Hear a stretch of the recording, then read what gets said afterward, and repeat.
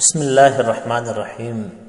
تو میرے عزیز طلباء و طالبات، ہم منکرین حدیث کی طرف سے پیش کیے جانے والے مختلف اعتراضات کا تذکرہ کر رہے تھے۔ تو ان اعتراضات میں سے ایک مشہور اعتراض یہ بھی کیا جاتا ہے کہ احادیث کے ذخیروں میں بہت سارا مواد عقل کے خلاف پایا جاتا ہے، تو لہٰذا ہم اس کی پیروی کا حکم نہیں دے سکتے۔ تو ہم کیسے کہہ سکتے ہیں جبکہ وہ بات خلاف عقل ہے کہ آپ اس کی پیروی کریں، آپ اس کا اتباع کریں؟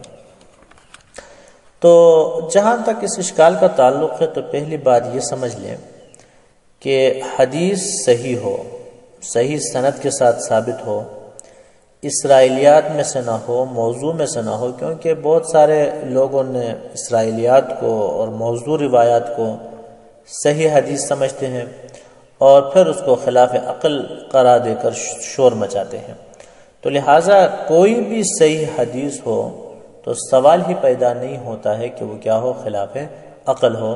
پہلی یہ بات ذہن میں رکھیں کہ ویسے ایک شور کسی اسرائیلی روایت کو لے کر مچایا جاتا ہے یا کسی موضوع اور وضع کردہ جو احادیث ہیں جن کو بالکل جیسے ہم نے پہلے ایک اور اعتراض کے جواب میں بتایا تھا ان کو الگ کیا گیا ہے، ان کو لے کے آپ یہ کہیں کہ یہ خلاف عقل ہے، تو ظاہر بات ہے کہ اشکال درست نہیں ہے۔ اور دوسری بات یہ ہے کہ بدقسمتی سے منکرین حدیث جو ہے خلاف عادت کاموں کو خلاف عقل سمجھتے ہیں۔ یہ بات بھی ذہن میں رہے کہ بہت سارے کام ایسے ہوتے ہیں جو خلاف عقل تو نہیں ہوتے لیکن خلاف عادت ہوتے ہیں۔ تو جو چیز خلاف عادت ہو تو یہ حضرات اس کو خلاف عقل سمجھتے ہیں۔ تو خلاف عادت کا ہونا یہ الگ چیز ہے اور خلاف عقل ہونا جو ہے یہ کیا ہے، الگ چیز ہے۔ کیونکہ خلاف عقل اس کو کہتے ہیں کہ جس کو تسلیم کرنے سے محال لازم آ جائے، مثلا 2 + 2 = 4، تو ظاہر بات ہے کہ کیا ہے، خلاف عقل ہے۔ اور آپ صلی اللہ علیہ وآلہ وسلم کی کوئی بات جو ہے صحیح حدیث سے ثابت ہو، آپ دیکھیں گے کہیں بھی محال لازم نہیں آئے گا۔ تو لہٰذا خلاف عقل ہونا اور چیز ہے، خلاف عادت ہونا اور چیز ہے۔ آج سے کئی صدی سال پہلے لوگ جو ہے ہوا میں اڑنے کو خلاف عادت سمجھتے تھے، افسانہ سمجھتے تھے کہ جنات وغیرہ پرندے تو اڑ سکتے ہیں لیکن انسان کس طرح اڑ سکتا ہے، کیونکہ عادت نہیں تھی۔ لیکن جب جہاز بن گیا، لوگ ہوا میں اڑنے لگے، آج کوئی اس کو خلاف عقل نہیں سمجھتا، حالانکہ اصل میں وہ چیز خلاف عقل نہیں تھی، وہ خلاف عادت تھی، لیکن اس کو خلاف عقل سمجھا گیا۔ اسی طرح بغیر وسیلے کے گفتگو کرنا، وائرلیس آپ جسے کہتے ہیں، تو اس کو بھی ہم مثلا ایک آدمی آسٹریلیا میں بیٹھا ہوا ہے، امریکہ میں بیٹھے یا افریقہ میں بیٹھے ایک آدمی سے براہ راست گفتگو کریں، تو ایک وقت ایسا تھا کہ اس کو ہم محال سمجھتے تھے، خلاف عقل سمجھتے تھے، حالانکہ یہ بات خلاف عقل نہیں تھی بلکہ خلاف عادت تھی، اور ہم سمجھ بیٹھے کہ کیا ہے، خلاف عقل ہے۔ تو خلاف عادت ہونا اور چیز ہے اور خلاف عقل ہونا جو ہے وہ کیا ہے، اور چیز ہے۔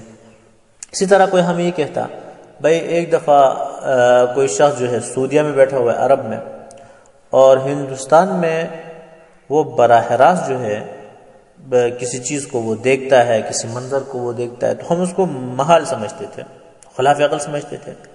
لیکن آج کل آپ دیکھتے ہیں میلبورن میں میچ جاری ہوتا ہے، افریدی صاحب وہاں جب بیٹ زمین پہ مارتے ہیں تو ہم بیٹ کو بھی دیکھتے ہیں، اس کی آواز کو بھی سنتے ہیں، بلکہ جو وہاں گراؤنڈ میں بیٹھے ہیں ان سے اچھا بہتر طریقے پر ہم ٹی وی میں دیکھتے ہیں۔ تو حالانکہ ایک وقت تھا اس کو خلاف عقل سمجھتے تھے، براہ راست آسٹریلیا تک سنیں اور دیکھیں، تو ظاہر بات ہے کہ بات خلاف عقل نہیں تھی بلکہ خلاف عادت تھی۔ لیکن جب ہم نے خود تجربہ کیا تو ہم نے خود دیکھا کہ بھائی یہ بات کوئی خلاف عقل بات نہیں ہے۔ تو دوسری بات یہ ذہن میں رہے کہ عام طور پر یہ منکرین حدیث جو ہے یہ خلاف عادت امور کو خلاف عقل سمجھتے ہیں۔ تو خلاف عادت ہونا جو ہے یہ اور چیز ہے اور خلاف عقل جو ہونا ہے کیا ہے، یہ اور چیز ہے۔ تیسری بات یہ ہے کہ ارشادات رسول اللہ صلی اللہ علیہ وآلہ وسلم کے مقابلے میں خالص عقل کے پیچھے چلنا نابالغ، تو ظاہر بات ہے کہ یہ بات مناسب نہیں ہے، کیونکہ عقل جو ہے نور وحی کے بغیر ہدایت کے لیے کافی نہیں ہے، یہ بات ذہن میں رہے۔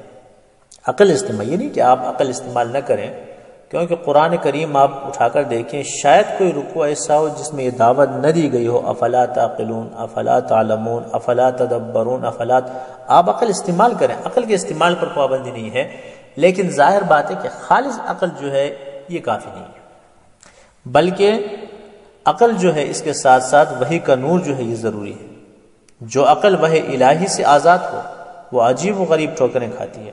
چنانچہ آپ ماضی میں دیکھیں، ہمارے عقلاء نے فیصلہ کیا کہ اعراض کے لیے بقا نہیں ہے، لہٰذا ان کو ناپنا ممکن نہیں ہے، لیکن آج فلاسفہ یونان کا یہ مذہب لغو اور باطل ثابت ہو چکا ہے۔ آواز عارض ہے لیکن ٹیپ ریکارڈ کے ذریعے اس کو محفوظ کیا جاتا ہے، اور اس طرح حرکت جو ہے یہ عارض ہے، لیکن آج کل وہ آلات ایجاد ہو چکے ہیں کہ وہ حرکت کو ناپتے ہیں، ماپتے ہیں، اور اس طرح بخار جو ہے عارض ہے، انسان کو لگتا ہے، لیکن آج کل، پہلے تو اس کو پیمائش کرنا ممکن نہیں تھا، لیکن آج کل ہم دیکھتے ہیں کہ تھرمامیٹر کے ذریعے اس کی پیمائش ہوتی ہے۔ اس طرح بہت ساری چیزیں ہیں کہ ایکس رے آپ دیکھیں وغیرہ سب کچھ۔ تو عقل جو انسان استعمال کرتے تھے قدیم والے، یعنی فلسفہ یونان وغیرہ کے، تو آپ ہم دیکھتے ہیں کہ وہ سب چیزیں جو ہیں اب ختم ہو چکی ہیں، حالانکہ یہ سب چیزیں عقل کی کیا تھیں؟ پیداوار کی تھی۔ اور ایک زمانہ تھا یہی عقل پرست کہا کرتے تھے کہ زمین ساکن ہے، آسمان متحرک ہے، بعد میں فیصلہ تبدیل کیا گیا۔ اور اسی طرح یہ عقل مند حضرات عقل کی بنیاد پر کہتے تھے کہ یہ زمین جو ہے یہ دنیا کا کیا ہے؟ مرکز ہے، اور یہ ستارے سورج جو ہیں یہ آسمان میں جڑے ہوئے ہیں، لگے ہوئے ہیں، اور اب آپ دیکھ رہے ہیں کہ وہ سب کچھ تبدیل ہوتا جا رہا ہے۔ تو ایسے عقل پر اعتماد کیسے کیا جا سکتا ہے بغیر وحی کے، جو کہ آئے روز کیا ہوتا ہے؟ تبدیل ہوتا رہتا ہے۔ تو لہٰذا یہ بات جو ہے کیا ہے؟ درست نہیں ہے۔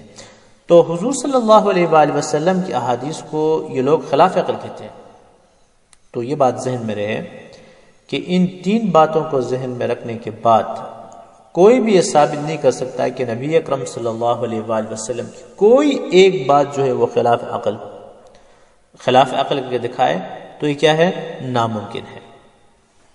تو لہٰذا یہ بات ذہن میں رہے کہ یہ صرف ایک دھوکہ ہے کہ حدیث کے ذخیروں میں بہت سا مواد جو ہے وہ خلاف عقل پایا جاتا ہے، کوئی ایک بات بھی جو ہے خلاف عقل نہیں پائی جاتی۔